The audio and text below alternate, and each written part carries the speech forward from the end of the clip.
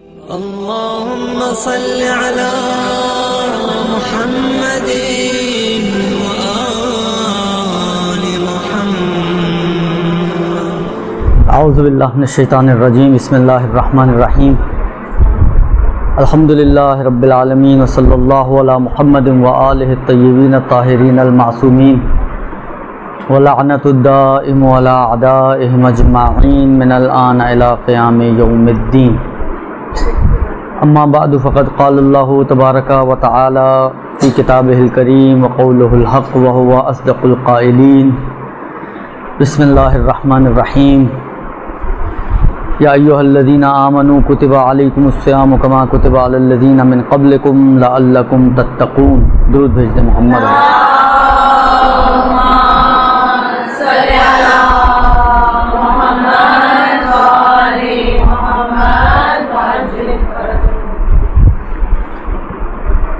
پچھلی دفعہ آخری مسئلہ کیا پڑھا تھا ہم نے؟ نیت کے تو بہت سارے مسئلے. آخری کیا پڑھا تھا؟ خوب. عرض خدمت یہ ہے کہ گفتگو روزے کے احکام میں تھی اور نیت کے احکام آپ کی خدمت میں بیان کرنا شروع کیے گئے تھے. اب آج ویسی کلاس گھنٹے کی ہے، پھر شارٹ ہو گئی اور اب دیکھیں کہاں تک بات پہنچ سکتی ہے. عرض خدمت یہ ہے کہ عرض کی آپ کی خدمت میں کہ نیت میں معیار اذان نہیں ہے، نیت میں معیار ٹائم ہے. ہاں، اگر کسی کو اس بات کا اطمینان ہے کہ جو اذان ہو رہی ہے وہ ٹائم پر ہی ہو رہی ہے تو وہ اس اذان پر اطمینان ہونے کی صورت میں بھروسہ کر سکتا ہے، لیکن نہ اس لیے کہ یہ معیار ہے اذان، بلکہ اس وجہ سے کہ اطمینان ہے اس کو کہ یہ ٹائم پر ہو رہی ہے. درست. باقی جو تفصیلات تھیں وہ تو اب گزر چکی ہیں، اب دوبارہ سے تکرار نہیں کروں گا. آپ کو کیلنڈرز پہ چلنا ہے نہیں چلنا ہے یہ سارا میں نے تفصیل سے آپ کی خدمت میں عرض کر دیا ہے. اب جس کی سمجھ میں آ گیا ہو تو آ گیا ہو، اور نہ آیا ہو تو پھر دیگر دوبارہ سے سنیں اور پھر کوشش کریں سمجھنے کی. نیت کے حوالے سے آپ کی خدمت میں عرض کروں، اگلا مسئلہ یہ ہے کہ رمضان المبارک میں میرے خیال میں یہ بھی شاید ایک آدھ جگہ اور بھی بیان ہوا ہے، مجھے نہیں یاد یہاں پر بیان ہوا ہے یا وہاں پر بیان ہوا ہے کہ شریعت نے آپشن دیا ہے آپ کو کہ آپ نیت رمضان میں یہ بھی کر سکتے ہیں کہ ہر روزے کی الگ الگ نیت کریں، اور یہ بھی کر سکتے ہیں کہ آپ ایک ساتھ پورے ماہ مبارک رمضان کی نیت کریں. ایک ساتھ نیت کرنے کا بالآخر کچھ تو فائدہ ملنا چاہیے نا. تو وہ سارے مسئلے آنکھ دیر سے کھلی وغیرہ والے جو اس ٹائپ کے مسئلے ہیں جس میں جو ہے مشکل کھڑی ہو سکتی ہے. البتہ اگر سیستانی کے حساب سے اتنی مشکل نہیں ہے، آنکھ دیر سے کھلی ہو تو ظہر تک آپ نیت کر سکتی ہیں. لیکن اعلیٰ جن فقہا کے نزدیک مشکل ہے، جیسے آغا خوئی کا اشکال ہے، ان فقہا کے نزدیک یہ مشکلات آپ کی آٹومیٹکلی حل ہو جاتی ہیں اگر آپ نے پہلے ہی دن تمام روزوں کی نیت کر لی تھی. لیکن اگر نہیں کی تو پھر اگر فرض کریں آپ نیت کے بغیر سوئی ہیں تو آغا خوئی کے نزدیک یہ مشکل کھڑی ہو سکتی ہے اگر آپ فجر کے اذان یا طلوع فجر کے بعد آپ بیدار ہوں تو، کہ آپ کو ڈبل زحمت کرنی پڑے گی، اس دن کا روزہ بھی مکمل کرنا پڑے گا احتیاط کی بنا پر، اور اس کی قضا بھی احتیاطاً کرنی پڑے گی.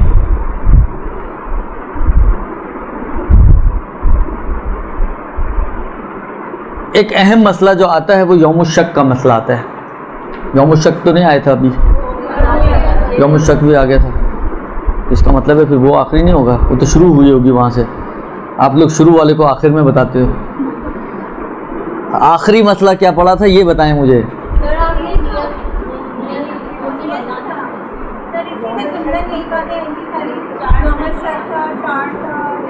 چارٹ سب سے شروع میں آیا ہوگا. سب سے شروع سے مراد یعنی ابتدائی حصے میں آیا ہوگا، کیونکہ وہیں سے نیت کا آپ کا سٹارٹ ہوتی ہے نا اصل کہ کیا آپ کا معیار ہے. اس کے بعد پھر یہ یوم الشک وغیرہ کے آئے ہوں گے. یہ کیا شک اور تردید کا مسئلہ آ گیا تھا، تو نیت ہو گئی آپ کی جگہ. آپ لوگ بھی ماشاء اللہ. اگلا مسئلہ جو ہے مبطلات روزے کا ہے. مبطلات روزہ آغا سیستانی کے حساب سے 8 اور آغا خوئی اور خمینی کے حساب سے 9 ہیں. دیکھیں روزے کا لغوی معنی میں نے اس دن بھی عرض کیا تھا کہ روزے کے معنی ہے روکنا. فقہی طور پر ایک مرحلہ ہے اور اخلاقی طور پر یہ ایک دوسرا مرحلہ ہے کہ جو اصل اثرات ہیں وہ کیسے کس روزے کے یہ میں بیان کر چکا ہوں. لیکن بالآخر فقہ کس روزے کو کہے گی کہ یہ صحیح ہے یا غلط یا باطل؟ مثلاً تو فقہی اعتبار سے جو معیار ہے روزے کا وہ یہ ہے کہ آپ نے روکنا ہے اپنے آپ کو 8 یا 9 چیزوں سے. ان 8 یا 9 چیزوں سے اپنے آپ کو بچائے رکھنا طلوع فجر سے لے کر طلوع آفتاب تک، اس کا نام ہے روزہ. اگر آپ نے طلوع فجر سے لے کر یا اس سے کچھ پہلے سے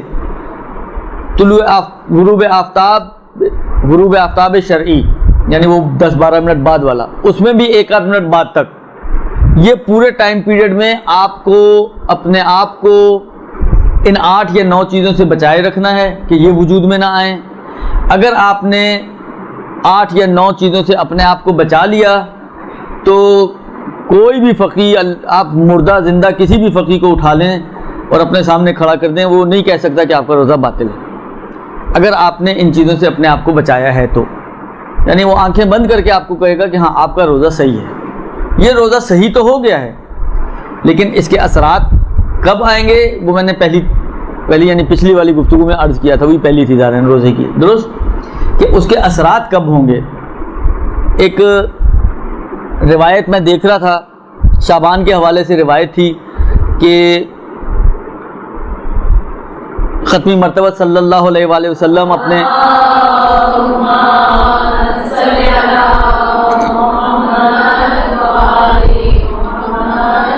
اصحاب کے ساتھ بیٹھے ہوئے تھے اور شعبان کی فضیلت کی بات چل رہی تھی، اور چلتے چلتے بات پھر پہلے پیغمبر نے شعبان کے 3 روزوں کے بارے میں تذکرہ کیا، اس کی فضیلت بیان کی. اس کے بعد پیغمبر فرماتے ہیں کہ اگر کوئی شخص ماہ مبارک رمضان کے روزے رکھے، اب وہاں تو 3 اور 4 کی بات نہیں کر سکتے، وہ تو پورے ہی رکھنے ہیں. اگر کوئی شخص ماہ مبارک رمضان کے روزے رکھے اس طریقے سے کہ اپنی شرمگاہ کو گناہ سے بچائے،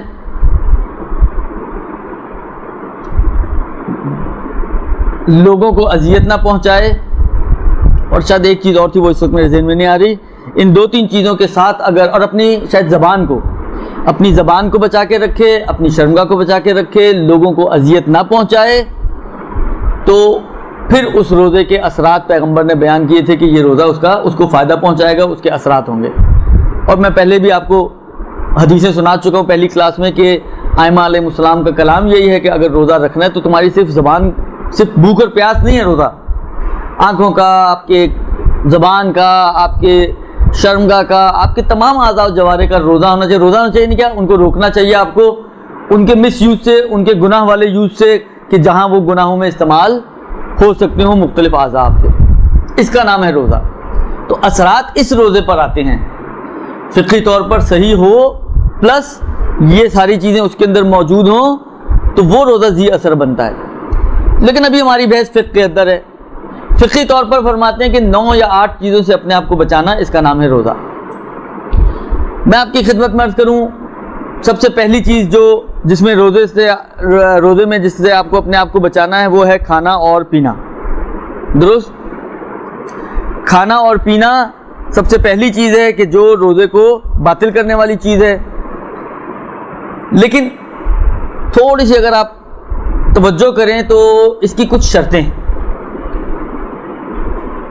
ہمیشہ کھانے پینے سے روزہ باطل نہیں ہوتا، یعنی آپ روزے سے بھی ہوں اور کھائیں پییں بھی اور روزہ بھی باطل نہ ہو. کتنا اچھا ہو ایسے روزے کم نصیب ہوتے ہیں، لیکن بالآخر قسمت والوں کو نصیب ہو ہی جاتے ہیں کہ وہ کھا بھی لیں، پی بھی لیں، چائے بھی پی لیں، اس کے باوجود روزہ ان کا صحیح و سالم ہو.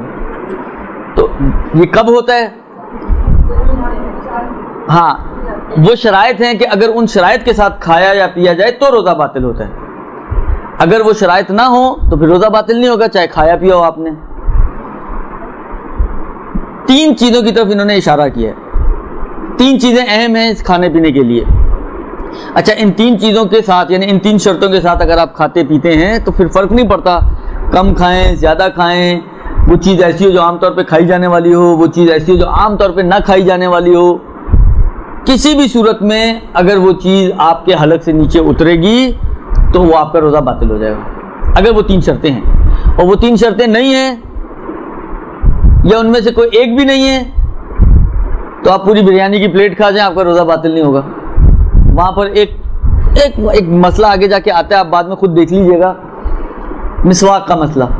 اب ہمارے زمانے میں مسواک تو نہیں ہوتی، برش کا مسئلہ فرض کریں آپ نے برش کیا بغیر پیسٹ کے، تو آپ کی تھوک سے آپ کا برش گیلا ہو گیا، اب آپ اس کو باہر نکالیں اور پھر واپس منہ میں لے کر جائیں، اور وہ جو تھوک اس کے اوپر لگی ہوئی تھی جو باہر آ چکی تھی، وہ اگر ایک قطرہ بھی اگر آپ نے اس کو جان بوجھ کر اپنے حلق سے نیچے اتار دیا تو آپ کا روزہ باطل ہے۔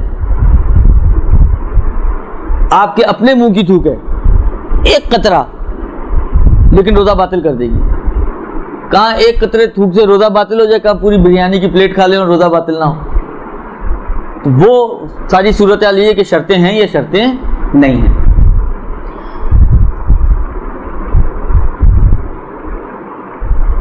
پہلی شرط جو انہوں نے بیان کی ہے وہ یہ کہ جان بوجھ کر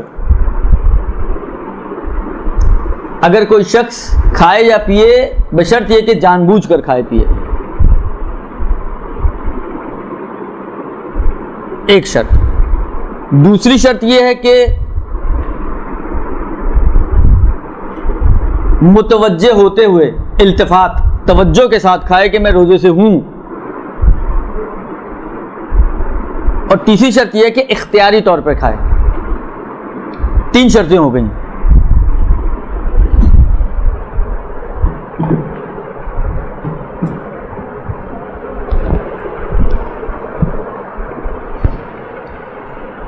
اس میں گنجائش ہے، 3 شرطیں ہو گئیں۔ میرے کھانا پینا الگ الگ کاؤنٹ کریں، ایک کاؤنٹ کریں، شرطیں ایک جیسی ہیں، اس لیے اب فرق نہیں پڑتا۔ کھانا پینا مگر 3 شرطوں کے ساتھ، یہ اینگل نہیں بن رہا وہاں سے۔ ایک،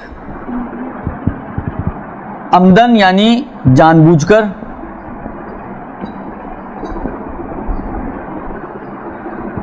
2،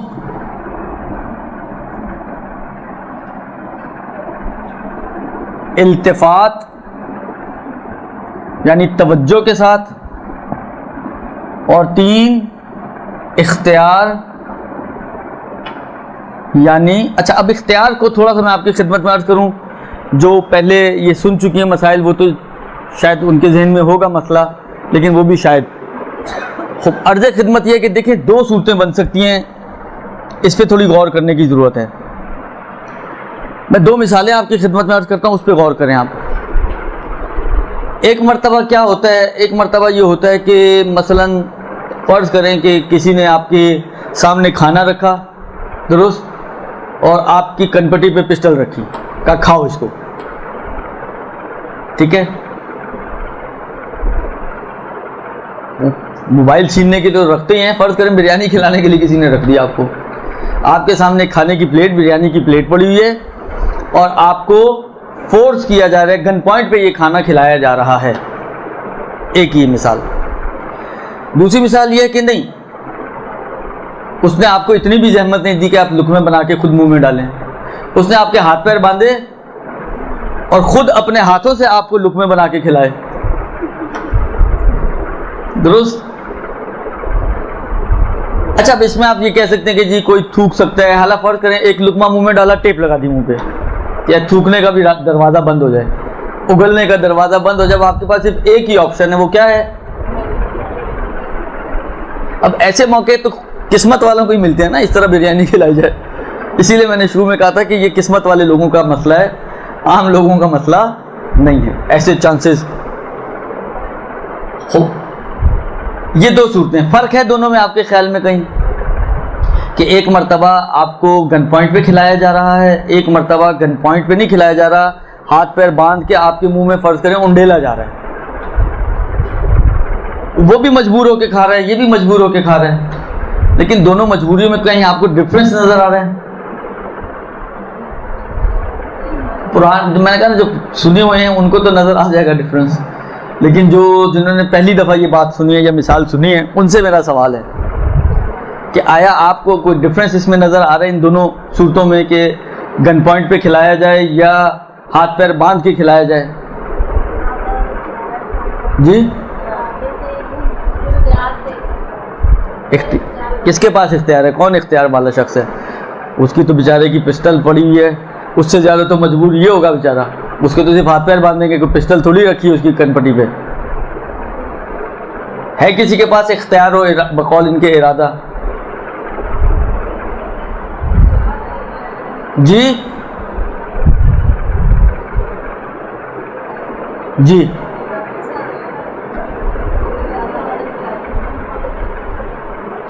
کون سا ہے جس کے پاس اختیار ہے؟ یہ تو بتائیں مجھے۔ اس کے پاس اختیار ہے تو بندھے ہوئے ہاتھ پیر میں کہاں سے اختیار آ گیا؟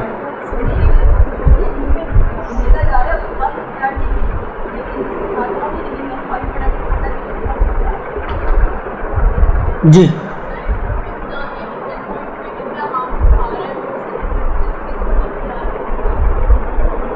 ہاں، ڈفرینس یہی ہے کہ تھوڑا سا بہت صحیح ہے، ہماری اردو کے اعتبار سے اگر آپ کہیں گے وہ بھی مجبور ہے وہ بھی مجبور ہے، دونوں مجبور ہیں۔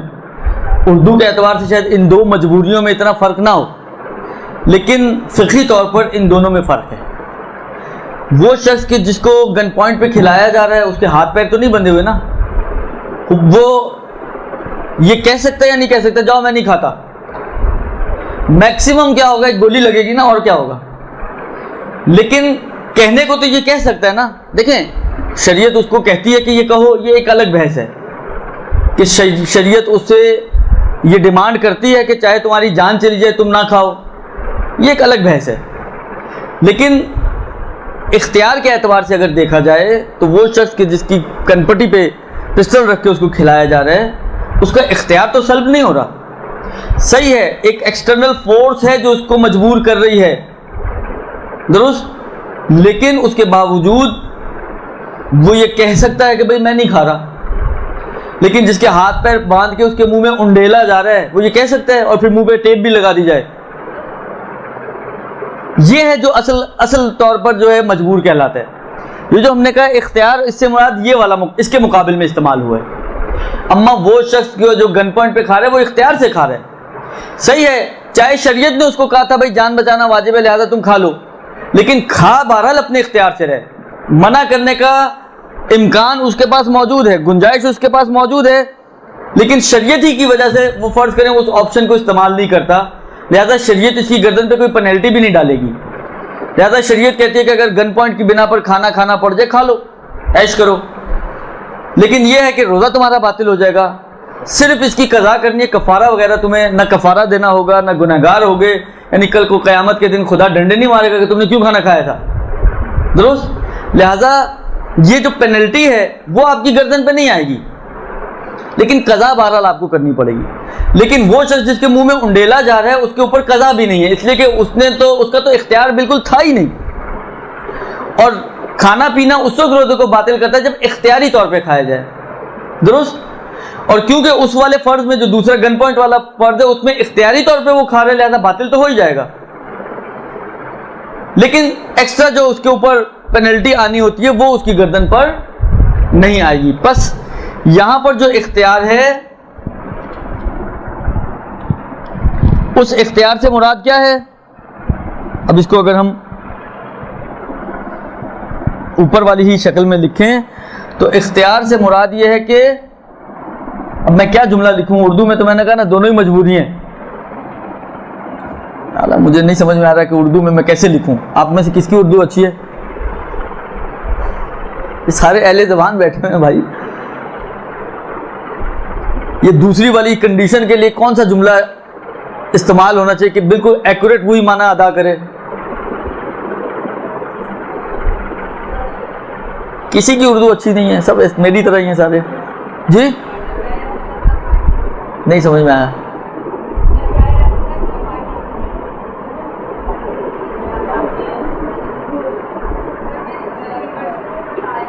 پرشین بولنے اردو بتائیں نا، پرشین تو مجھے بھی آتی ہے، اتنی تو آتی ہوگی جتنی آپ کو آتی ہے، اردو میں کیا جو لفظ استعمال ہوگا، عربی میں ایک لفظ استعمال ہوتا ہے، وہ میں آپ کو بتاؤں، وہ ہے اکراہ. یہ اس کے اگینسٹ اپوزٹ استعمال ہوتا ہے، اختیار اکراہ، درست. اور اکراہ سے مراد وہی ہے کہ ہاتھ پیر باندھ کے سمجھو انڈیلنے والا. حالانکہ زبردستی تو اس کے ساتھ بھی ہو رہی ہے نا بیچارے کے ساتھ، وہ کون سا اپنی خوشی سے کھا رہا ہے. حالانکہ میں نے کہا نا کہ مجھے تو نہیں پتا، لیکن اختیار یعنی اب میں وہی لکھ دیتا ہوں، ہاتھ پیر باندھ کے نہ کھلایا جائے، انڈیلا جائے، کھلایا بھی نہیں جائے، انڈیلا جائے. حالانکہ اگر آپ کہتی ہیں جبری تو جبری، یہ لیں. اگر آپ سمجھتی ہیں جبر اس کا صحیح لفظ ہے تو جبر. خوب. بس یہ 3 شرطیں ہیں، ان میں سے اگر کوئی ایک بھی نہیں ہوگی، آپ نے کھایا مگر جان بوجھ کے نہیں کھایا. اچھا ان کے یہ بھی میں عرض کروں، دیکھیں عمدن یعنی جان بوجھ کر، اس کے مقابل میں کیا ہوگا؟ بھولے سے، سہون. سہون عربی ہے. التفات توجہ، اس کے مقابل میں کیا آئے گا؟ غفلت، درست، غفلتاً کھائے. اور اس کے مقابل میں عرض کر دیا، درست. لہذا اگر کوئی شخص بھولے سے کھا جائے، بھول گیا کہ رمضان ہے، یا بھول گیا کہ میں نے روزہ رکھا ہوا ہے، رمضان کے علاوہ بھی تو روزے رکھتے ہیں نا، بھول گیا کہ میں نے روزہ رکھا ہوا ہے، اور پورا جب پیٹ بھرا تو دماغ چلا کہ اوہ میرا تو روزہ تھا. اچھا ایک بات اور بھی بتا دوں آپ کو، سوال میرا آپ لوگوں سے، فرض کریں ماہ مبارک، آپ میں سے بہت ساری مائیں ہوں گی، درست. فرض کریں آپ نے دیکھا کہ آپ کی بچہ اسکول کالج یونیورسٹی کھیل کود کر کے آئے ہیں، ہانپتے کانپتے گھر پہنچے. ایک تو اتنی شدید گرمی، اب تو روزے اللہ ہی خیر کرے، کیا حال ہونا ہے اس دفعہ روزوں میں.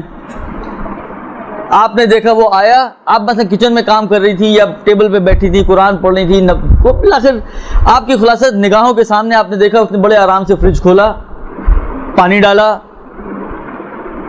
اور پینے لگا. آپ کی کیا ذمہ داری ہے؟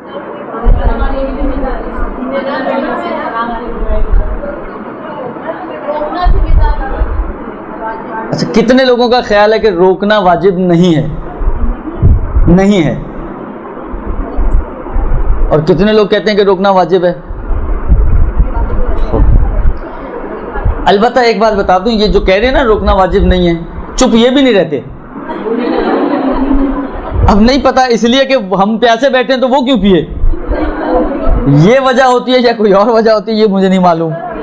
لیکن بہرحال مسئلہ یہی ہے کہ ہماری کوئی ذمہ داری نہیں ہے کہ بھولے ہوئے کو یاد کرائیں کہ بھائی صاحب آپ کا روزہ ہے، یہ ہماری کوئی ذمہ داری نہیں ہے. بلکہ بہتر ہے کہ نہ بولیں. اگر وہ بھولا ہوا پانی پی رہا ہے اور اس کی پیاس واقعی شدید ہے، بعض اوقات روزہ اس کے لیے پورا کرنا مشکل ہوتا ہے. فرض کریں اگر بھولے سے پی رہے تو آپ کی جب ذمہ داری نہیں تو کیوں بول رہی ہیں آپ؟ نہ بولیں، پینے دیں اس کو پانی. حالانکہ پینے کے بعد اس کو یاد کراتے ہیں اگر اتنا ہی شوق ہو رہا ہے، یاد بولنے کا شوق ہو رہا ہے. بعض لوگ ایسے ہوتے ہیں وہ بس کچھ چیز دیکھ کے ان سے چپ رہا ہی نہیں جاتا. تو اگر اتنا ہی شوق ہو رہا ہے بولنے کا تو تھوڑا سا صبر کر لیں اور پانی اس کو پی لینے دیں، اس کے بعد یاد کرائیں. نہ وہ گنہگار نہ اس کا روزہ باطل. فضول میں آپ کیوں اس کے ساتھ دشمنی دکھا رہی ہیں؟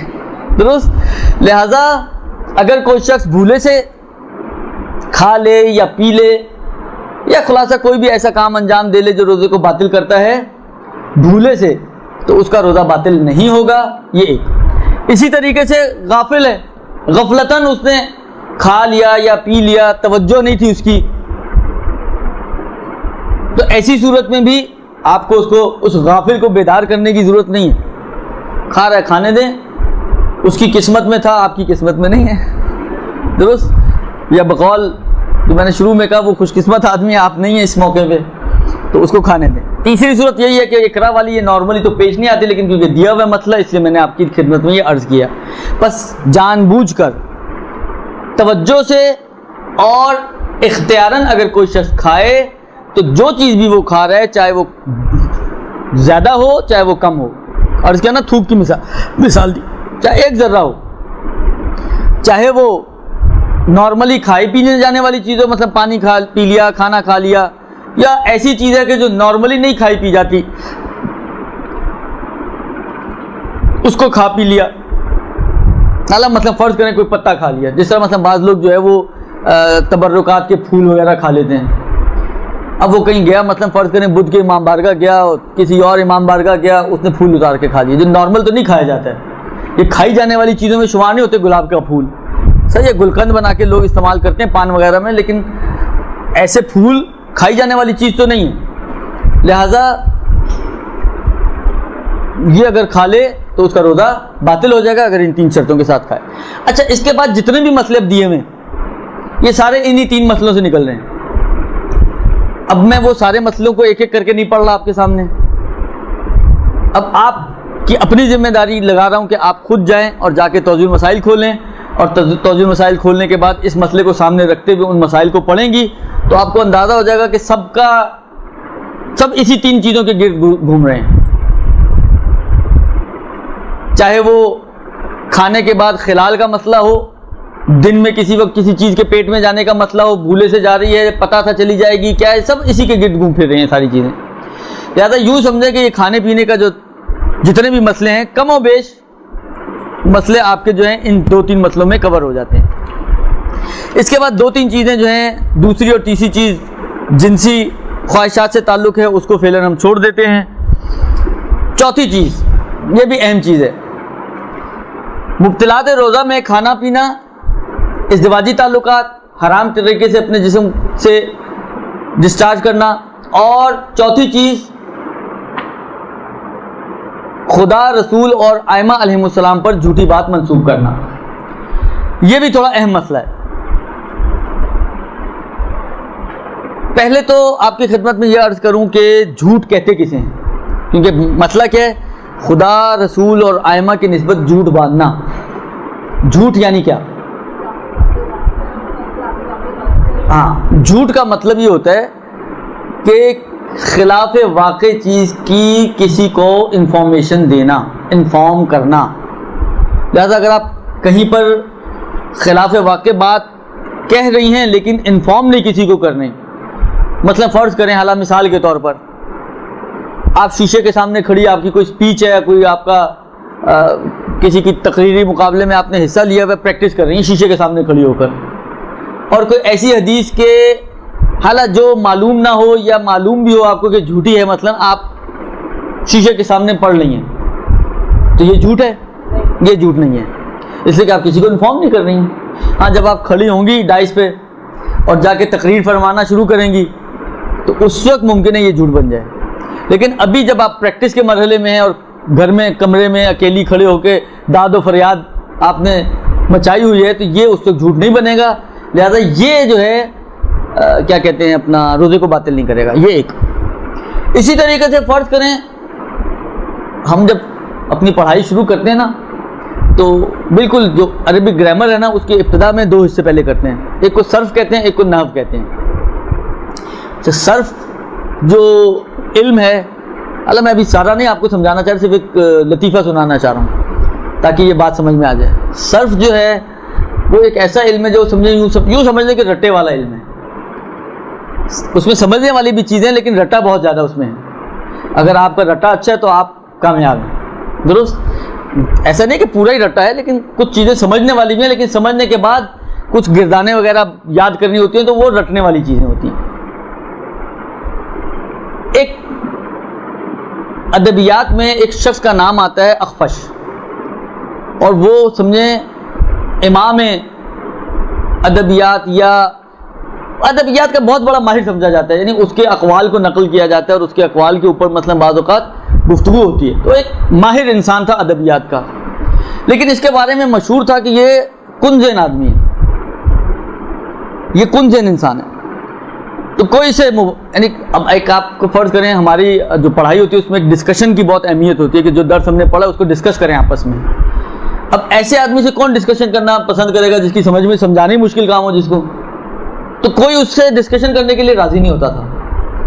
اب نقل کفر نہ باشد کے باپ سے عرض کر رہا ہوں, مجھے نہیں پتا یہ حقیقت ہے یا صرف قصہ یہ، لیکن کہا جاتا ہے کہ اس کے پاس ایک بکری تھی، یہ مباحثہ اور ڈسکشن اس بکری کے ساتھ کیا کرتا تھا، اس کو لے کے بیٹھ جاتا تھا، جب تک وہ بکری ہاں میں سر نہیں ہلاتی تھی تکرار کرتا رہتا تھا. اور یہ بھی کہا جاتا ہے کہ جب اس بکری کو ذبح کیا گیا اور اس کا بھیجا کھولا گیا تو اندر سے خالی تھا. تو یہی کام آپ بھی کریں کوئی، کہ خالی کمرے میں آپ اس کے پاس تو چلو ایک کہا جاتا ہے، یعنی ایک محاورہ ہے اس میں، بز اخفش، یہ اخفش کی بکری کی طرح یہ سامنے والا. تو آپ کو اگر کوئی بز اخفش مل جائے اور آپ کسی بز کے سامنے اور بکری کے سامنے تکرار کر رہی ہوں تو اس سے بھی روزہ باطل نہیں ہوگا، اس لیے کہ یہ بھی خبر نہیں بنتا، انفارمیشن یا انفارم کرنا نہیں بنتا. اسی طریقے سے جہاں پر آپ خود نسبت نہ دیں بلکہ کوئی ایسا لفظ استعمال کریں جس سے یہ سمجھ میں آ جائے کہ سامنے والا خود نسبت نہیں دے رہا، تو یہ بھی جھوٹ نہیں بنے گا. مثلا کہا یہ گیا ہے کہ پیغمبر نے یوں فرمایا تھا، اب کس نے کہا شاید یہ بھی آپ کو نہ پتا ہو، میں نے کسی درس میں سنا تھا، میں نے کسی کتاب میں پڑھا تھا، میں نے یوں سنا ہے، یعنی کوئی بھی ایسا جملہ کہ جس سے یہ پتا چلے کہ یہ جو آپ کہہ رہے ہیں نا پیغمبر نے فرمایا، مثلا کہ جس نے اکے کا پیاز مکے میں کھایا اس کے اوپر جنت واجب. درست، یہ ایک حدیث نقل کرتے ہیں برادران ہمارے، ان کی کتابوں میں ہے کہ کسی کا پیاز نہیں بک رہا تھا، مکے میں تھا وہ، تو اس نے کہا یار میرا پیاز نہیں بک رہا، اس نے پارٹنرشپ کر لی اس کے ساتھ، اس سے اپنا حصہ طے کر لیا. اس کے بعد ایک قال رسول اللہ، ایک حدیث بنا ڈالی اس نے کہ رسول نے فرمایا جس نے اکے کا پیاز، اس کا نام اکا تھا، اکے کا پیاز مکے میں کھایا اس کے اوپر جنت واجب. تو منٹوں میں اس کا سارا پیاز بک گیا. تو کہنے کا مطلب یہ کہ یہ بلاخر آپ کو معلوم ہے کہ جھوٹی حدیث ہے. یا جناب ابو ہریرہ صاحب کی جو فیکٹری چلتی تھی تو آپ کو معلوم ہے کہ اس کی حدیث جھوٹی حدیث ہے، مگر اس کے باوجود اگر آپ کہیں جی ابو ہریرہ نے یوں کہا ہے کہ پیغمبر نے یوں فرمایا، تو آپ کی گردن سے اتر گیا. اگر جھوٹ ہے تو اس نے باندھا ہے، آپ کا روزہ باطل نہیں ہوگا.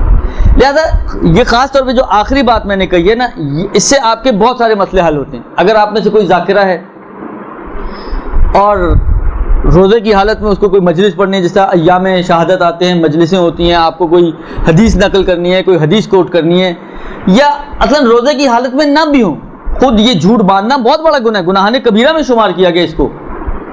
اور گناہان کبیرہ کے بھی جھوٹ کے جو مختلف مدارج بیان کیے ہیں، آپ شہید دستغیب شیرازی کی گناہان کبیرہ کا جھوٹ کا ٹاپک ذرا پڑھ کے دیکھیے گا. وہ جو سخت ترین احادیث ہیں ان کو آغا دستغیب شیرازی نے اسی معنی پر حمل کیا ہے کہ اس سے مراد ائمہ علیہ السلام یا خدا کی نسبت جھوٹ باندھنا ہے. تو یہ بڑا گناہ ہے. لہذا آپ کو کسی حدیث کے بارے میں اگر پتہ نہ ہو کہ یہ رسول نے بیان کی ہے، اہل بیت نے کہی ہے، نہیں کہی ہے، تو اس کا سب سے آسان طریقہ نقل کرنے کا یہی ہے کہ آپ اس کو اپنی گردن پہ نہ لیں. ایک مرتبہ آپ خود سے کہتی ہیں کہ رسول خدا نے یہ فرمایا کہ ایکس وائی زیڈ، تو یہ گویا آپ خود نسبت دے رہی ہیں، یہ جھوٹ ہو سکتا ہے. ایک مرتبہ آپ کہتے ہیں کہ بھئی میں نے سنا ہے، میں نے کسی کتاب میں پڑھا ہے، میں نے کسی درس میں سنا تھا، میں نے کسی عالم دین سے سنا ہے، میں نے کسی اپنی سہیلی سے سنا ہے.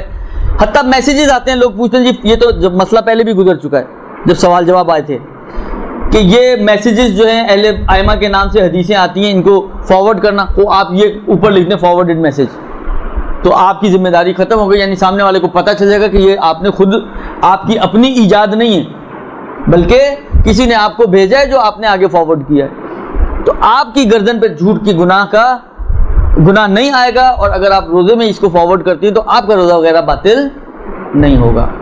بس اہم چیز اس میں یہ دو تین چیزیں ہیں. ایک تو یہ کہ آپ ڈائریکٹلی خود خبر دے رہی ہوں کسی کو کہ مثلا امام نے یا اہل بیت نے یہ بات کہی ہے، درست، تو جھوٹ بنتا ہے.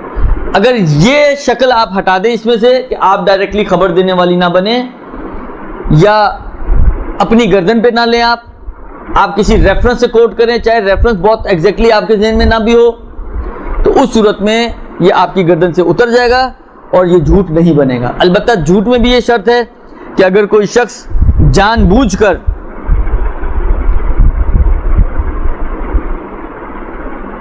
جھوٹ باندھتا ہے تو اس سے روزہ باطل ہوتا ہے، چاہے جھوٹ باندھنے کے فوراً بعد توبہ بھی کر لے, کہہ دے نہیں میں نے جھوٹ کہا تھا, لیکن اگر جملہ نکل گیا اس کے منہ سے تو جملہ نکلتے ہی اس کا روزہ باطل ہو جائے گا. البتہ آغا خمینی کا فتویٰ ہے روزہ باطل ہونے میں, اور آغا خوئی کا بھی فتویٰ ہے, آغا سیستانی کی احتیاط لازم ہے, آغا سیستانی کی احتیاط ہے, یعنی خوئی خمینی کا فتویٰ, آغا سیستانی کی احتیاط. یہ تو ایک مسئلہ. خدا اور رسول تو قطعاً شامل ہیں, ائمہ شامل ہیں یا شامل نہیں ہیں, وہ بھی تقریباً یا احتیاطاً یا فتواً شامل ہیں. اب سوال یہاں پر یہ ہے کہ آیا جناب زہرا سلام اللہ علیہا کی نسبت اگر کوئی جھوٹ باندھتا ہے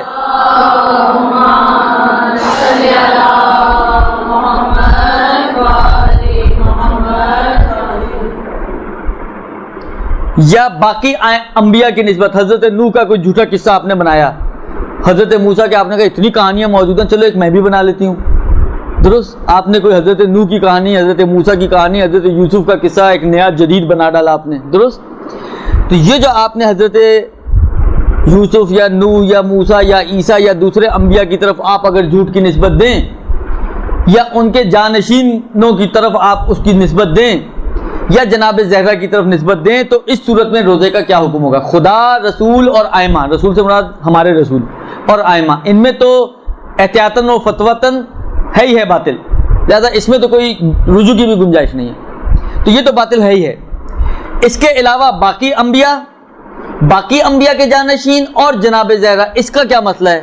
تو امام خمینی کی ان تینوں میں احتیاط واجب ہے. امام خمینی کی ان تینوں میں احتیاط واجب ہے کہ احتیاط واجب کی بنا پر باقی انبیاء, ان کے جانشین اور جناب زہرا کا بھی مسئلہ یہی ہے کہ اگر ان کے ساتھ جھوٹ باندھا جائے تو اس کا بھی روزہ احتیاط واجب کی بنا پر باطل ہو جائے گا. یہ ان کا ہے.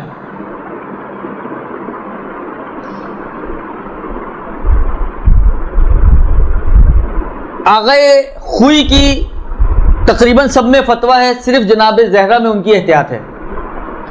آغا خوئی کا خدا, رسول, ائمہ, انبیاء, ان کے جانشین, ان سب میں فتویٰ ہے کہ ان کے ساتھ نسبت دینے سے روزہ باطل ہو جائے گا. جناب زہرا سلام اللہ علیہ کی نسبت احتیاط واجب کی بنا پہ روزہ باطل ہوگا. دو ہو گئے. آغا سیستانی فرماتے ہیں کہ یعنی آغا خمینی کا بالکل برعکس, ان کی احتیاط واجب تھی ان تینوں میں, تو آغا سیستانی کی ان تینوں کی نسبت احتیاط مستحب ہے. یعنی آغا سیستانی کے مطابق احتیاط مستحب یہ ہے کہ اگر کوئی شخص انبیاء, باقی انبیاء, ان کے جانشین اور جناب زہرا سے کوئی جھوٹی بات منسوب کرے تو احتیاط مستحب کی بنا پر اپنے روزے کو باطل سمجھے. احتیاط مستحب کی بنا پر روزے کو باطل سمجھنے کا مطلب کیا ہے؟ یعنی روزہ اس کا صحیح ہے, اس کو تو پورا کرنا ہی کرنا ہے, لیکن بہتر یہ ہے کہ بعد میں اس کی قضا کرے. بہتر کا مطلب یہ کہ آپ نہ بھی کریں گے تو آپ کا یہ روزہ صحیح ہے, اور وہ قضا اگر نہ بھی کرے تو چل جائے گا, لیکن کر لیں تو بہتر ہے. تقریباً یہ معنی بنتا ہے احتیاط مستحب کا, درست جی. بس آغا خمینی اور آغا خمینی اور آغا سیستانی ایک دوسرے کے مقابل میں ہیں. جہاں پر آغا خمینی کی احتیاط واجب ہے ان تینوں میں, وہیں پر آغا سیستانی کی ان تینوں میں احتیاط مستحب ہے, درست. اور آغا خوئی کا تقریباً سب میں فتویٰ ہے, صرف جناب زہرا کی نسبت آغا خوئی کی احتیاط واجب ہے. سمجھ میں آ گئی بات؟ اچھا, اس میں بھی باقی مسئلے آپ غور کریں گی تو یہ جو ایک آؤٹ لائن آپ کو دی ہے اسی کے اندر سے ساری چیزیں نکلیں گی. اس کے بعد مسئلہ آتا ہے, پانچویں چیز جو روزے کو باطل کرتی ہے وہ یہ ہے کہ گاڑا غبار اپنے حلق سے نیچے لے کر جانا, چاہے وہ حلال چیز کا غبار ہو جیسے آٹے وغیرہ کی مل میں کوئی کام کر رہا ہے, یا حرام چیز کا ہو جیسے بہت زیادہ مٹی اڑ رہی ہو. دونوں صورتوں میں گاڑا غبار اگر انسان حلق سے نیچے لے کر آئے تو امام خمینی کے نزدیک فتویٰ ہے کہ اس کا روزہ باطل ہو جائے گا. لیکن آغا خوئی اور آغا سیستانی احتیاط واجب کی بنا پر روزے کو باطل سمجھتے ہیں, درست. امام خمینی کا گاڑا غبار اگر لے کر جائے باطل ہے فتوے کی بنا پر. آغا سیستانی گاڑا غبار اگر لے کر جائے فتویٰ ہے, احتیاط واجب ہے کہ روزہ باطل ہو جائے گا. آغا خوئی گاڑا یا غیر گاڑا ہلکا پھلکا غبار بھی اگر ہو اس کو بھی لے کر جائے تو دونوں صورتوں میں احتیاط واجب لگا کے کہتے ہیں کہ اس کا روزہ باطل ہو جائے گا. البتہ اس میں بھی شرط یہ ہے کہ جان بوجھ کر اور اختیاری طور پر لے کر جائے. اگر مثلا جیسے ہی آپ باہر نکلے, اتنی تیز ہوا چل رہی تھی, آپ کو اندازہ نہیں تھا, ایک دم آپ کے حلق سے نیچے غبار چلا گیا, تو یہ جو بے اختیار اور اچانک چلا جائے اس سے روزہ باطل نہیں ہوگا. یا آپ بھول گئی, آپ نے احتیاط نہیں کی اور آپ کے حلق سے نیچے چلا گیا, تو اس صورت میں بھی آپ کا روزہ باطل نہیں ہوگا.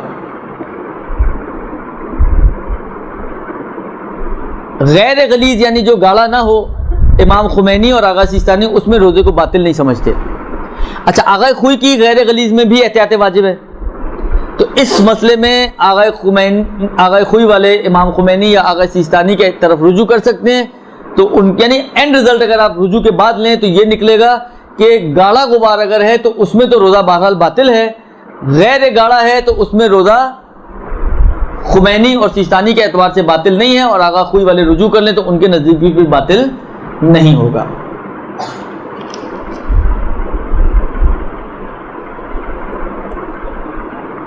آیا روزے دار سگریٹ کا دھواں, حکا وغیرہ اس کا دھواں وہ اپنے حلق سے نیچے لے کے جا سکتا ہے؟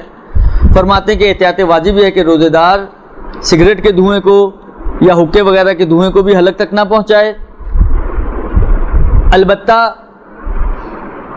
بھاپ, مثلا بعض اوقات نزلہ آپ کا جام ہے, بھاپ لینی ہے آپ, خاص طور پہ اتنا ہم لوگ ٹھنڈا پیتے ہیں افطار کے بعد کہ یہ بعض اوقات نزلے کا مسئلہ تو ہو ہی جاتا ہے. اب آپ کو بھاپ لینی ہے تو بھاپ لے سکتے ہیں, یہ تقریباً فقہا نے اجازت دی ہے بھاپ لینے کی. بس آغا سیستانی نے ایک شرط لگائی ہے کہ یہ آپ ایسا نہ کریں کہ بھاپ کو پہلے لینے اور مطلب منہ میں آپ کی جمع ہو اور پانی کے قطرے بنے اور اس کے بعد پھر آپ حلق سے نیچے لے کر جائیں. بھاپ اگر بھاپ فارم میں ہی آپ کے حلق سے نیچے جا رہی ہے تو اس میں کوئی حرج نہیں ہے, تینوں کے نزدیک اس کا روزہ صحیح ہوگا. معذرت کے ساتھ آغا خوئی کی اس میں بھی احتیاط ہے, اگر گاڑی باپ ہے تو اس میں بھی آغا خوئی کی احتیاط ہے, سگریٹ کے دھوئیں کی طرح. یعنی آغا خوئی کا سگریٹ کے دھوئیں میں اور ان دونوں میں وہی مسئلہ ہے, احتیاط کی بنا پر پرہیز کرنی پڑے گی. لیکن امام خمینی اور آغا سیستانی اجازت دیتے ہیں اس کی. پورا سر پانی میں ڈبونا آغا سیستانی کے نزدیک روزے کو باطل نہیں کرتا, لیکن آغا خوئی اور خمینی کے نزدیک روزہ باطل ہو جاتا ہے, یا احتیاط کی بنا پر یا فتوے کی بنا پر. البتہ پورا سر ایک ساتھ پانی میں جائے تو روزہ باطل ہوتا ہے. آدھا آپ نے پہلے ڈالا, آدھا پھر دوسری طرف سے ڈالا, اس سے روزہ باطل نہیں ہوتا. پانی کے علاوہ کسی اور لکوڈ میں آپ نے ڈالا ہے تو بھی روزہ باطل نہیں ہوتا. اچھا, ایک مسئلہ, اب یہ کچھ مسئلے مجھے لگتا نہیں پورے ہو پائیں, لیکن ایک مسئلہ میں آپ کی خدمت میں عرض کر دوں جو پیچھے سے سکپ ہو گیا, وہ ضروری ہے. وہ کھانے پینے کے مسئلے میں ایک مسئلہ آتا ہے, یہ اس کو پیچھے نوٹ کیجیے گا کھانے پینے کے احکام میں, کہ مثلا کسی کو اگر کوئی دوائی استعمال کرنی ہو, بعض اوقات ٹیبلٹ یا سیرپ فارم میں ہے, بعض اوقات انجیکشن فارم میں ہے, بعض اوقات ڈراپس فارم میں ہے, مختلف بعض اوقات ڈرپ فارم میں ہے. یہ جو مختلف شکلیں ہیں دوائیوں کی, آیا ان کو روزے کی حالت میں استعمال کر سکتے ہیں یا نہیں کر سکتے؟ دیکھیں, دو طرح کی آپ کی بیماری ہیں. یا تو بیماری ایسی ہے کہ ناگزیر ہے کہ علاج ہونا چاہیے اور آپ کو یہ ٹیبلٹس یا یہ سیرپ پینا ہی پڑے گا, وہ اللہ ہلاکت کا خوف ہے یا نقصان کا خدشہ ہے, تو وہاں تو آپ وہ ٹیبلٹ ہو یا سیرپ ہو آپ استعمال کر لیں گی, روزہ آپ کا باطل ہو جائے گا. لیکن یہ ہے کہ اگر باقی دن اپنے آپ کو بچا سکتی ہیں تو بچانا پڑنا واجب ہوگا, اور بعد میں اس روزے کی قضا ہوگی. لیکن اگر فرض کریں کہ سر کا درد ہو رہا ہے, نزلہ ہو رہا ہے, ایسی بیماری نہیں ہے کہ جو نقصان کا سبب بنے, درست بیمار ہیں, سر کا درد ہے, اسکول کالج سے چھٹی کرنے کے لیے تو سر کا درد بھی کافی ہوتا ہے, تو بیماری تو ہے ہمارے پاس, لیکن یہ ایسی بیماری نہیں ہے کہ جو نقصان کا سبب بنے. تو ایسی صورت میں ٹیبلٹ اور سیرپ تو آپ یوز نہیں کر سکتی, اس کے لیے آپ کو ویٹ کرنا پڑے گا. روزہ کھلے تو آپ چاہے پورا پتہ کھا جائیں, وہ الگ مسئلہ ہے, لیکن روزے کے دوران آپ یہ استعمال نہیں کر سکتی اگر نقصان کا خطرہ نہیں ہے. تو یہ تو ہو گیا ان دوائیوں کا مسئلہ جو کھانے پینے سے تعلق رکھتی ہیں. اب آئیں اگلے سٹیج پہ, انجیکشن لگوایا جا سکتا ہے نہیں لگوایا جا سکتا؟ اس میں بھی آغا خمینی تو یہ کہتے ہیں کہ اگر تو دوا کا انجیکشن ہے تو لگایا جا سکتا ہے, اگر غذا کا انجیکشن ہے, طاقت کا ہے, تو اس میں احتیاط لگا کے انہوں نے منع کیا ہے انجیکشن اور ڈرپس میں، درست؟ یہ تو امام خمینی کا نظریہ۔ آغا خوئی اور آغا سیستانی یہ فرماتے ہیں کہ اچھا، آغا سیستانی تو مطلقاً وہ کہتے ہیں چاہے انجیکشن یا ڈرپس، ان دونوں کا ایک جیسا مسئلہ ہے، چاہے انجیکشن یا ڈرپس دوا کے ہوں یا غذا کے ہوں، درست؟ اچھا، غذا سے مراد طاقت وغیرہ کے، غذائی انجیکشن اور ڈرپس چاہے آپ کی بھوک اور پیاس کے احساس کو ختم کر دے یا ختم نہ کرے، صرف طاقت آئے گی، پیاس آپ کی جیسے گلا خشک تھا، ہونٹ خشک تھے، وہ ویسے ہی رہیں گے، احساس پیاس کا آپ کا باقی رہے گا، صرف یہ کہ وہ جو نکاہت اور کمزوری تھی وہ آپ کی دور ہو جائے گی۔ ان ساری صورتوں میں آغا سیستانی کہتے ہیں کہ جی ہاں، آپ انجیکشنز، ڈرپس، دوا، غذا، احساس ختم کرنے والا ہو، بھوک پیاس کا ختم کرنے والا نہ ہو، آپ استعمال کر سکتے ہیں، اس لیے کہ یہ کھانا پینا تو نہیں ہے نا، انجیکشن اور ڈرپس آپ کے منہ میں تو نہیں لگایا جاتا، آپ کی بازو میں لگے گا یا نس میں لگے گا، لہذا یہ کھانا پینا نہیں، آپ استعمال کر سکتے ہیں۔ آغا خوئی تقریباً آغا سیستانی کی بات کرتے ہیں، صرف ایک جگہ میں ان کی احتیاط ہے، احتیاط کا بینیفٹ اٹھا سکتے ہیں، اسی میں آغا سیستانی کی طرف ہم رجوع کر سکتے ہیں، تو وہ مشکل حل ہو سکتی ہے۔ آغا خوئی کہتے ہیں کہ انجیکشنز دوا کے ہوں، چاہے انجیکشنز چاہے ڈرپس، وہ تو جائز ہے، اس کو تو امام خمینی نے بھی جائز کہا، پس دوا والے تینوں جائز سمجھتے ہیں۔ غذا والوں میں آغا خمینی کی احتیاط آغا سیستانی نے اس کو بھی مطلقاً یعنی دونوں صورتوں میں اجازت دی۔ آغا خوئی اس میں تفصیل کے قائل ہیں، غذا کے وہ انجیکشن، اچھا یہ تفصیل آپ کو توضیح میں نہیں ملے گی، ان کے سوال جواب میں، استفتاء میں، کل کو کوئی آ کے میرا گریبان نہ پکڑے گی، توضیح میں تو یہ نہیں لکھا ہوا، کیونکہ توضیح میں یہ لکھا ہوا ہے کہ ڈرپ وغیرہ چاہے غذا کی استعمال کر سکتے ہیں، ان سے سوال پوچھا گیا، اس میں انہوں نے یہ تفصیل دی ہے۔ کہتے ہیں کہ ڈرپس یا انجیکشن اگر غذا کے ہوں اور ایسے ہوں کہ آپ کی بھوک اور پیاس کے احساس کو بالکل ہی ختم کر دیں، یعنی گویا آپ نے کھانا کھا لیا، انجیکشن لگا لیا، گویا آپ نے کھانا کھا لیا، پانی پی لیا، اب نہ آپ کو بھوک کا احساس ہے نہ آپ کو پیاس کا احساس ہے، تو آغا خوئی فرماتے ہیں کہ احتیاط واجب یہ ہے کہ اس ڈرپ اور انجیکشن سے پرہیز کی جائے۔ لیکن اگر ڈرپ اور انجیکشن ایسا ہے کہ جس کی وجہ سے صحیح ہے، طاقت تو آپ کو آ رہی ہے لیکن احساس ختم نہیں ہو رہا، پیاس کا احساس آپ کا برقرار ہے، بھوک کا احساس آپ کا برقرار ہے، لیکن طاقت آپ میں آ رہی ہے، جو کمزوری اور نکاہت آپ فیل کر رہی تھی وہ فیلنگز ویسی نہیں ہیں، تو اس میں آغا خوئی اجازت دیتے ہیں کہ آپ اس کو استعمال کر سکتے ہیں۔ اب اس والے حصے میں آغا خوئی اور آغا سیستانی کا ایک جیسا مسئلہ ہو گیا، پہلے والے حصے میں الگ الگ ہے، آغا سیستانی اجازت دیتے ہیں، آغا خوئی کی احتیاط واجب ہے، اس احتیاط واجب میں اگر آغا سیستانی کی طرف رجوع کر لیا جائے، جن لوگوں کے لیے رجوع کی گنجائش ہے، تو یہاں پر پھر آغا سیستانی کی طرف رجوع کر کے ان کے لیے مشکل نسبتاً آسان ہو سکتی ہے۔ درست جی؟ سمجھ میں آ گئی بات؟ مسئلہ سمجھ میں آ گیا؟ خوب، یہ ہو گئے دوسرا مرحلہ۔ اب چلتے ہیں ہم تیسرے مرحلے کی طرف، اور وہ یہ ہے کہ دیکھیں ٹیبلٹس اور سیرپ کا مسئلہ آ گیا، انجیکشن ڈرپس کا مسئلہ آ گیا، اگلا مرحلہ آتا ہے ڈراپس کا۔ کان میں درد ہے، ناک میں درد ہے، ناک بند ہوا ہے، پتہ نہیں سائنس کا پرابلم ہے، آنکھوں میں درد ہے، آپ کو کوئی قطرے ڈالنے، ڈراپس ڈالنے ناک، کان، آنکھ میں، تو جائز ہے حالت روزہ میں۔ اس میں آ گئے، ابھی ناک کو چھوڑ دیں تو کان اور آنکھ میں تو تینوں مراجع کے نزدیک بلا اشکال جائز ہے کہ آپ قطرے ڈال سکتے ہیں، کان میں بھی قطرے ڈالے جا سکتے ہیں اور آنکھ میں بھی قطرے ڈالے جا سکتے ہیں، اور اگر ان قطروں کو ڈالنے کی وجہ سے آپ کو حلق میں اس دوا کا ٹیسٹ فیل بھی ہو تب بھی آپ کے لیے جائز ہے، خالی ٹیسٹ کی فیلنگ سے کوئی مشکل وجود میں نہیں آئے گی اور آپ کا روزہ باطل نہیں ہوگا۔ درست؟ بس آنکھوں کے قطرے اور کانوں کے قطرے بغیر کسی شک و تردید کے ڈالنا جائز ہے تینوں مراجع کے نزدیک۔ اب رہ گیا مسئلہ ناک کا۔ اب یہاں پر کم و بیش اس کی دو صورتیں بنتی ہیں۔ ناک کے قطرے اگر تو حلق سے نیچے اتر رہے ہیں، حلق میں جا رہے ہیں، تو اگر بہت مجبوری والی صورتحال ہے جو ٹیبلٹ اور سیرپ میں بیان کی تو ڈال سکتے ہیں، ورنہ نہیں۔ اور اگر یہ حلق میں نہیں جا رہے ہیں بلکہ فرض کریں لنگز میں جا رہے ہیں، جیسے کہ آغا سیستانی نے لکھا بھی ہے کہ اگر آپ ناک میں ڈالیں تو اگر حلق میں نہ جائیں، ویسے ناک کے نارملی حلق سے ہی گزرتے ہیں، لہذا اس میں انہوں نے منع کیا کہ اگر بہت مجبوری والی صورت نہ ہو تو آپ نہ ڈالیں، اور اگر مجبوری والی صورت ہو تو پھر ڈال سکتے ہیں. پھر وہی والا مسئلہ جو سیرپ اور ٹیبلٹ کا وہ یہاں پر آ جائے گا. پمپ استعمال کرتے ہیں لوگ سانس کے لیے، انہیلر. آیا اس پمپ کو، انہیلر کو یوز کیا جا سکتا ہے حالت روزہ میں؟ پف لیے جا سکتے ہیں اس کے؟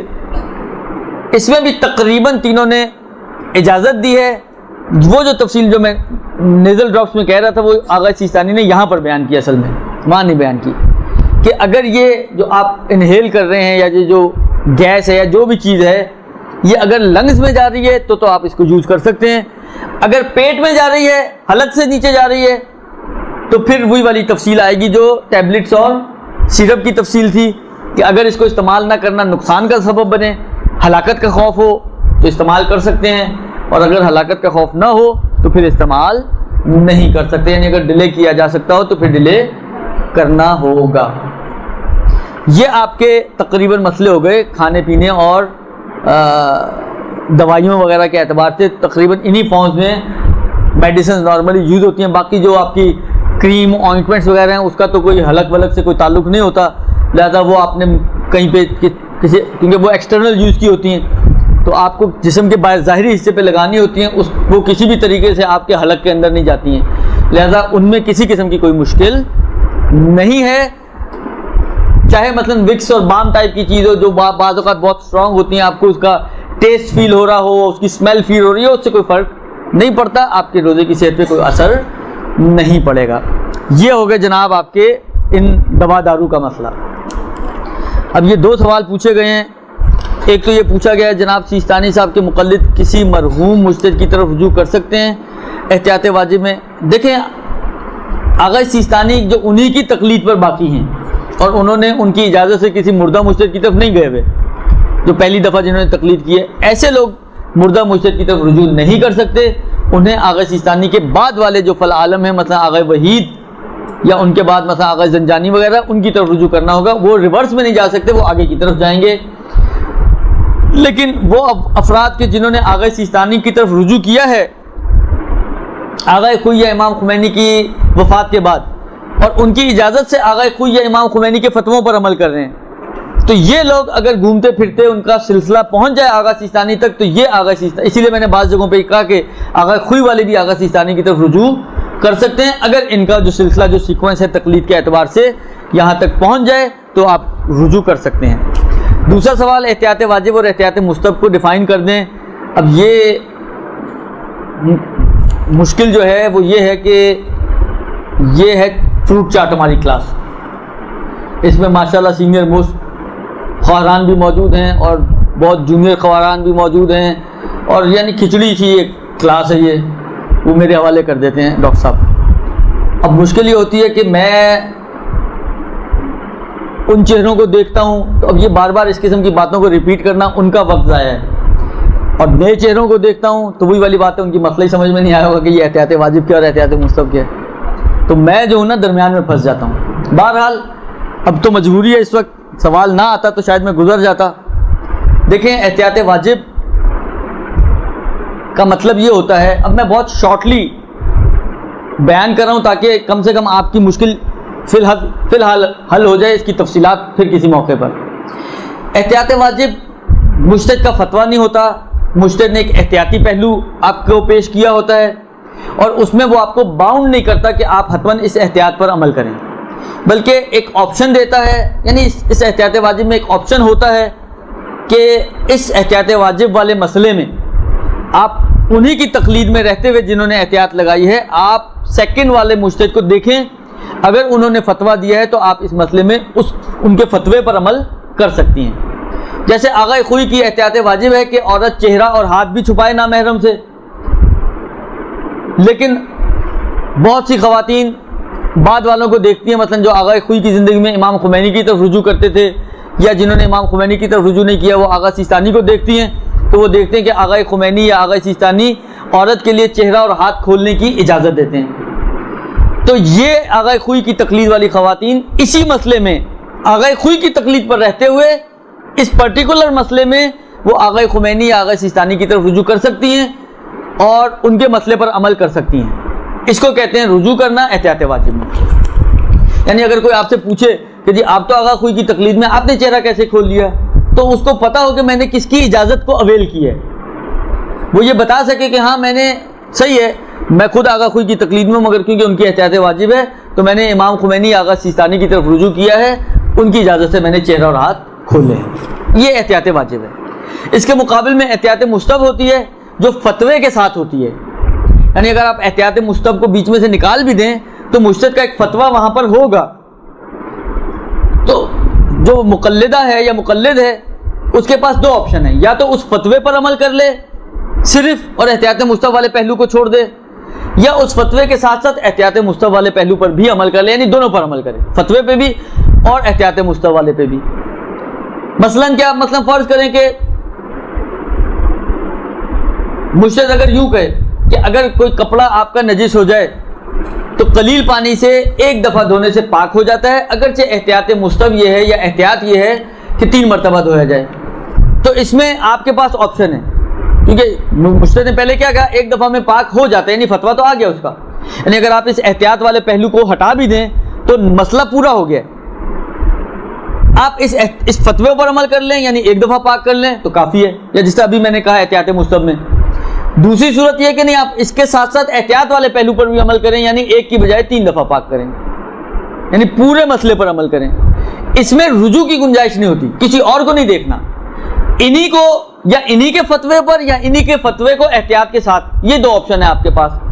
یہ آپشن نہیں ہوتا کہ آپ اس کے بعد والے کو دیکھیں وہ کیا کہتا ہے، وہ کچھ بھی کہتا ہو اس کو دیکھنا ہی نہیں ہے، آپ کو صرف انہی کے اوپر آپ کو اکتفا کرنا ہے، یہ احتیاط واجب اور احتیاط مستحب۔ اچھا جی، اس کے بعد جو سوال ہے فرماتے ہیں کہ ایک دن کی فجر، ظہر اور عصر کی قضا نماز اس ترتیب سے پڑھنی ضروری ہے کہ پہلے عصر کی پھر ظہر کی، یہ تو الٹی ترتیب کر دیا آپ نے، اور پھر فجر کی قضا پڑھیں۔ دیکھیں جو نمازیں ترتیب سے پڑھی جاتی ہیں جیسے ظہر اور عصر، مغرب اور عشاء، ایک ہی دن کی ظہر اور عصر یا مغرب اور عشاء کو اگر آپ قضا کرنا چاہیں تو اس میں ترتیب کو نہیں بگاڑ سکتے، یعنی آپ قضا کرتے وقت یہ نہیں کر سکتے کہ پہلے عصر کی قضا کریں پھر ظہر کی قضا کریں ایک ہی دن میں، لیکن فرض کریں آپ نے پہلے فجر کی قضا کر لی یا پہلے ظہر عصر کی کر لی اس کے بعد فجر کی کر لی، اس میں کوئی حرج نہیں ہے۔ جو ترتیبہ نمازیں نا ظہر عصر جو ایک دوسرے دو میں سے پہلے نہیں پڑھ سکتے آپ، ان میں ترتیب شرط ہے قضا کرتے وقت، وہ بھی اس صورت میں کہ جب آپ ایک ہی دن کی دونوں کر رہی ہوں۔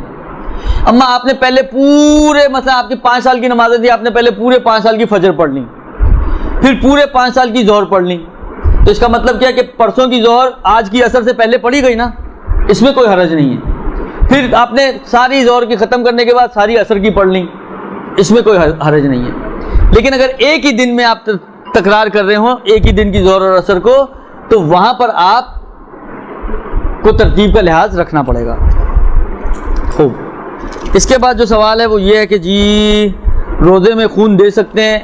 خون نکالنا مکروہ ہے، روزے میں مکروہات میں انشاءاللہ آپ جا کے پڑھیے گا تو اس میں دیا ہوا ہے کہ خون نکالنا مکروہ ہے، دے سکتے ہیں، یہ نہ ہو کہ روزہ آپ کا بھی چلا جائے، بہرحال مکروہ ہے۔ حالت حیض میں مستحب غسل کر سکتے ہیں خصوصاً رمضان میں؟ جو مجھے اب یاد پڑتا ہے، آغا خوئی و خمینی و سیستانی تقریباً مانتے ہیں، لیکن آغا سیستانی کا جمعے کے غسل میں اشکال ہے جو مجھے اب یاد آ رہا ہے، ایگزیکٹلی ذہن میں نہیں ہے لیکن جو میرے ذہن میں ہے وہ یہی ہے کہ آغا سیستانی باقی غسلوں کی تو اجازت دیتے ہیں لیکن جمعے کے غسل میں اشکال کرتے ہیں کہ وہ حالت حیض میں نہیں ہو سکتا۔ اگر کوئی خاتون پردے کے ڈر سے اپنی آستینوں کو اوپر چڑھائے بغیر کوہنیوں تک پانی ڈالے تو وہ وضو درست ہے؟ خوب، اگر پانی کھال تک پہنچ گیا ہے اور کھال میں تمام حصوں تک پہنچ گیا ہے تو دھونے میں تو صحیح ہے لیکن مسوں میں نہیں چلے گا۔ مسے میں آپ کہیں جی چادر کے اوپر سے میں مسا کر لوں، چاہے گلاہٹ آپ کو فیل بھی ہو، مسے میں رکاوٹ نہیں ہونی چاہیے، دھونے میں چل جائے گا۔ میں نے یہ درس میں سنا ہے کہ شوہر اور والدین کی نافرمانی سے روزے قبول نہیں ہوتے۔ اگر کسی گھر میں رمضان شروع ہوتے ہی میاں بیوی میں لڑائی جھگڑے ہوتے ہوں اور بچے بھی متاثر ہوتے ہوں، بچے والدین سے اظہار نہیں کرتے لیکن دل میں برا فیل کرتے ہیں، تو والدین کے لیے تو کیا اس روزے پر اثر پڑے گا؟ بہرحال دیکھیں، اب یہ تو دیگر میں نے عرض کیا کہ روزے کے اثرات کے لیے تو ضروری ہے کہ انسان کی زبان بھی قابو میں رہے، اور اگر شوہر پہ ہاتھ چلاتی ہیں تو ہاتھ بھی قابو میں رہیں، اور بیلنا مارتی ہیں تو وہ بیلنا بھی قابو میں رہے۔ خلاصہ جو آپ چلا سکتی ہیں درست، وہ ساری چیزیں قابو میں رکھنے کا نام ہے روزہ۔ روزہ غصے کے اظہار کا نام نہیں ہے، روزہ نفس پہ کنٹرول کا نام ہے۔ اگر کوئی شخص یہ حرکتیں کرے گا تو بالآخر اثرات میں فرق تو پڑے گا۔ اثرات کے فرق کو بھی آپ چھوڑ دیں، لیکن آپ کی جو اولاد، جو آپ خود کہہ رہی ہیں کہ اولاد فیل تو کرتی ہے لیکن اظہار نہیں کرتی، یہ خود بہت بڑی مشکل ہے ایسے بچوں کے لیے کہ جن کے ماں باپ ہر وقت 24 گھنٹے 365 دن ان کا جنگ و جدال چلتا رہتا ہے، اور وہ کسی موقع پر ان کو بریک نہیں آتی، تو یہ خود ان بچوں کے لیے زہر قاتل کی طرح ہے۔ یعنی یہ تربیتی اعتبار سے کوئی پازیٹیو چیز نہیں ہے کہ آپ ہر وقت بچوں کے سامنے جھگڑا کریں۔ اگر کرنا ہے تو اپنے بیڈ روم میں بند کمرے میں کریں، لیکن کوشش کریں کہ بچوں کے سامنے اس قسم کی باتیں نہ ہوں۔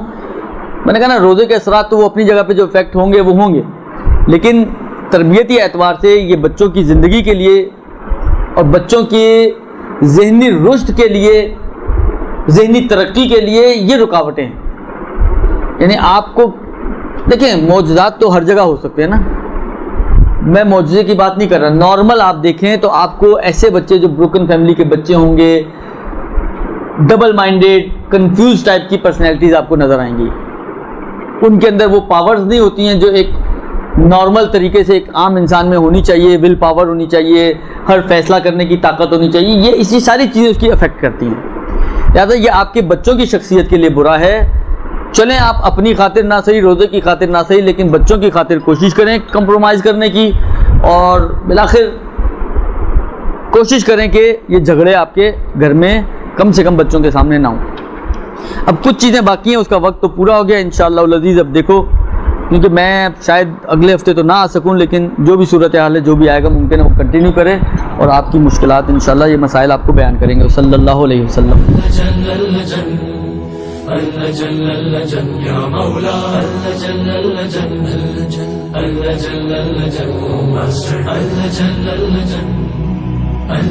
يا صاحب السماء